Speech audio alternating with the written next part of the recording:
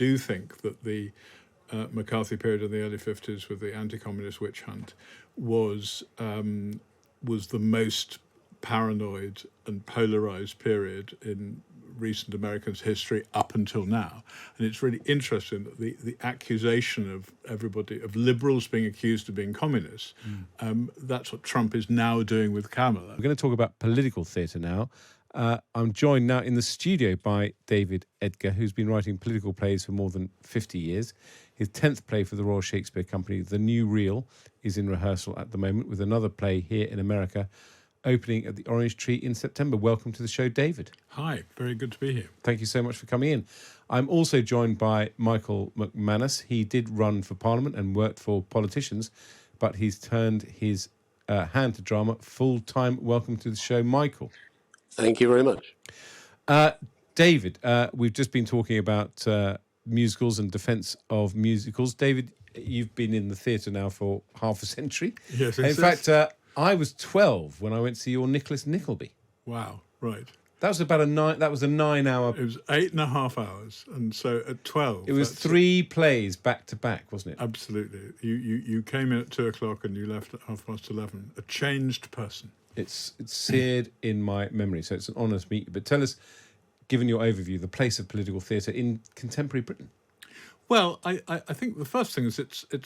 I mean, we live in a year in which probably the most impactful piece of political drama ever has been presented to the public, which was Mr. Bates versus the Post Office on television, which actually, changed a scandal that had been in the media, it had been on radio, in newspapers.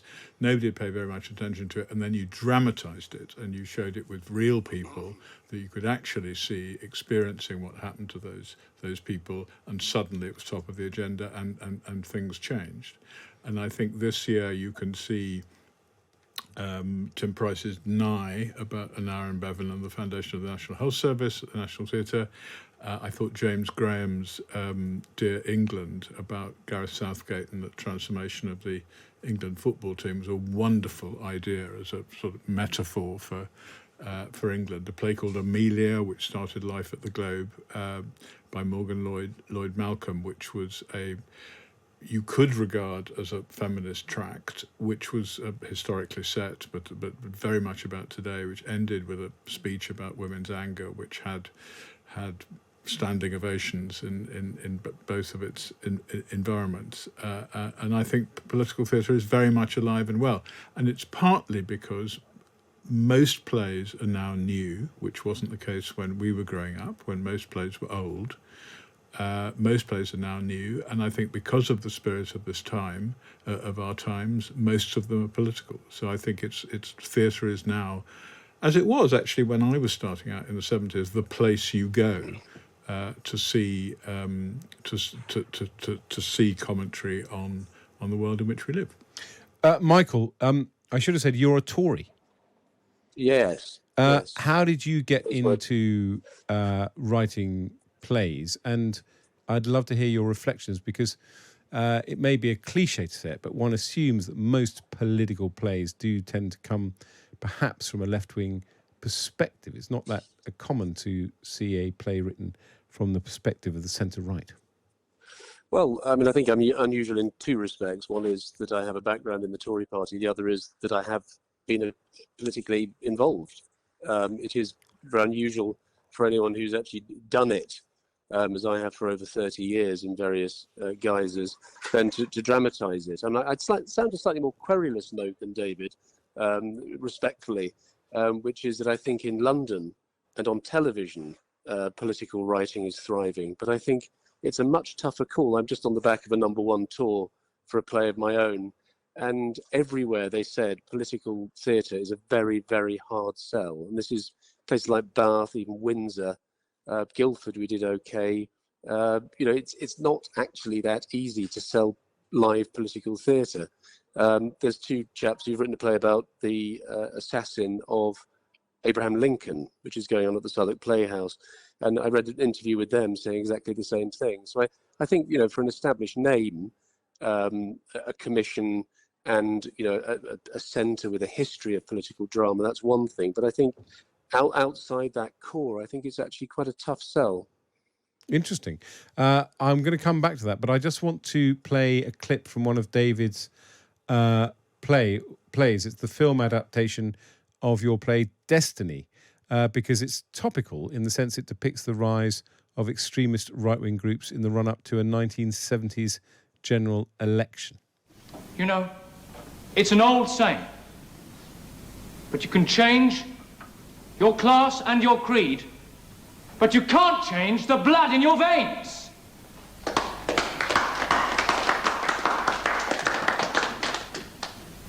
But I'm afraid that we have something else in common here. To use a light-hearted phrase, we all feel things ain't what they used to be. More seriously, we all of us observe a gradual decay, disintegration in our fortunes and the fortunes of our nation. I mean, that encapsulates, to a certain extent, David, everything you were talking about. It's a sort of State of the Nation play. It was written back in the day, but it's now still very relevant, and it uses drama to bring forward the themes that are exercising the nation. Yeah, and it's semi-fictional.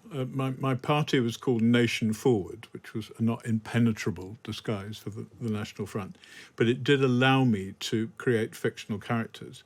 And one of the play you mentioned, The New Real, which is the play going on at the RSC, is a play in which I've chosen to look at the big realignment that's going on in politics that led to Brexit and Trump and the 2019 election and what's happening across Europe from France to Hungary, through two American political consultants who end up in a fictional East European country supporting two candidates and kind of invent the new fault line. And I actually believe it did begin in Eastern Europe because they don't have the sort of established political parties which kind of constrain the way that the political dividing line occurs in most Western countries.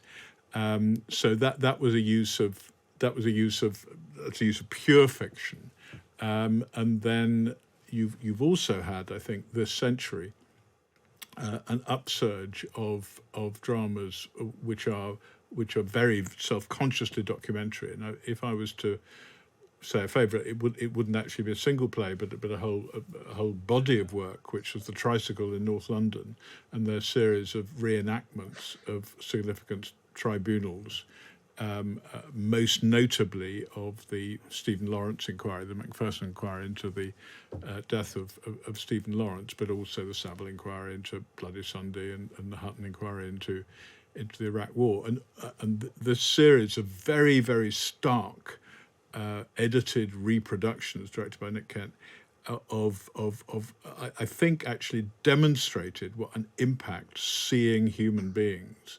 I mean, Colour of Justice, this series of policemen at various levels being taken apart by skillful barristers and exposing how that awful scandal of Stephen Lawrence occurred. And I think that's an example of a purely fact-based drama, which has been a big feature, I think, of this century. Yeah, which is sort of David Hare about Network Rail and the recent one about the Grenfell inquiry. But this point about sort of documentary theatre, as it were, of politics is a nice way of bringing in Michael McManus, because there is the political theatre making a political point, if you like, State of the Nation.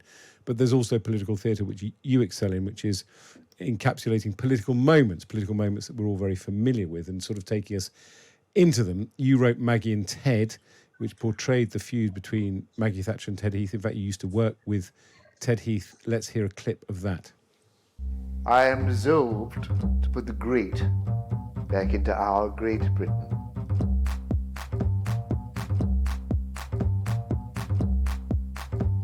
Well, for too long we've had two parties, like two cheeks of the same arse. But us, one nation, we're the new party, we're that little bit in the middle. Vote One Nation. Michael, what did you want to do when you wrote Maggie and Ted? Well, that you just played actually is my party games, which did the tour earlier this year. which was more of a sort of contemporary satire and fictionalized. That was Matthew Cottle and Deborah Stevenson riffing actually on their characters. That not my words. I did find it having a riff. confusing trying to work out which one was Maggie and which one was Ted. But we can't bring you the Maggie and Ted clip because I've just sacked the entire studio production team.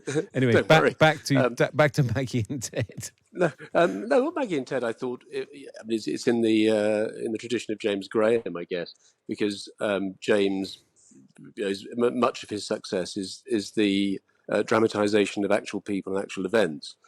Starting with this house, which is, I think, generally regarded as his real masterpiece, the one that his breakthrough play. We do have a clip of this house. It is, of course, the play that sort of brought political drama back to centre stage. The member for Bromsgrove and Redditch. Ours!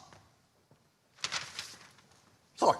Oh, no, that's quite all right, Chief. Emotions running high and all that. Calm, Hal. Try and go slow. Oh, it's your maiden speech. You'll be fine. It's all right for you lot. As whips, you're banned from speaking in the House. Oh, yes, you won't hear our names called. Christ, I hadn't even expected to be here. I was only standing in Redditch because they told me it was a no-hoper. They bloody well lied. Needles everywhere, you know that? Half the world's needles. Oh, blast it all. I really did think we'd have them out by now. I was holding out for Cheam. Or Chester. A ch place. A nice little English ch place.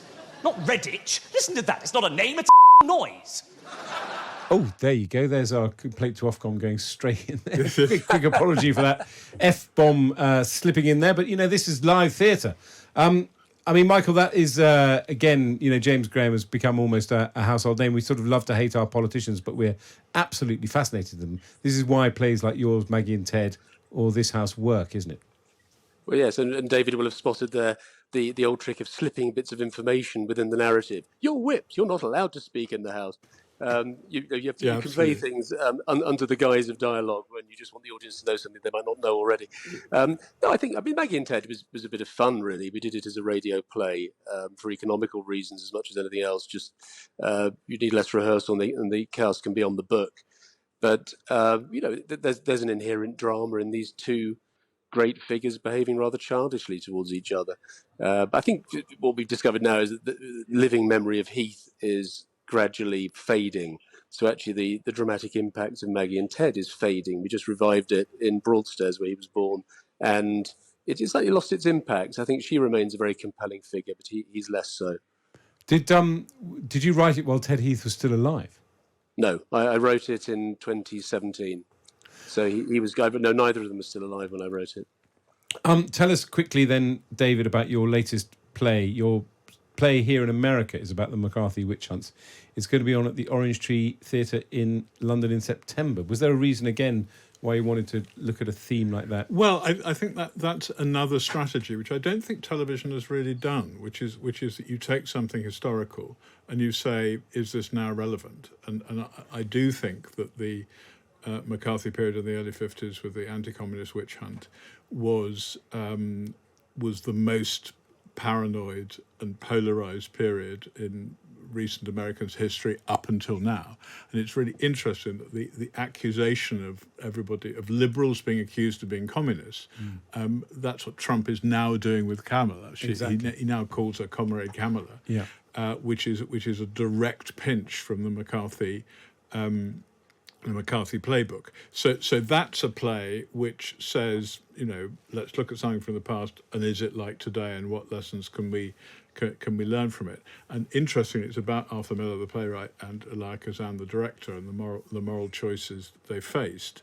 And of course, out of that came Arthur Miller doing the same thing, which was taking the real witch hunts in Salem, Massachusetts in the 17th century and making his play The Crucible, for which he was hauled up in front of the House Un-American Activities Committee and accused of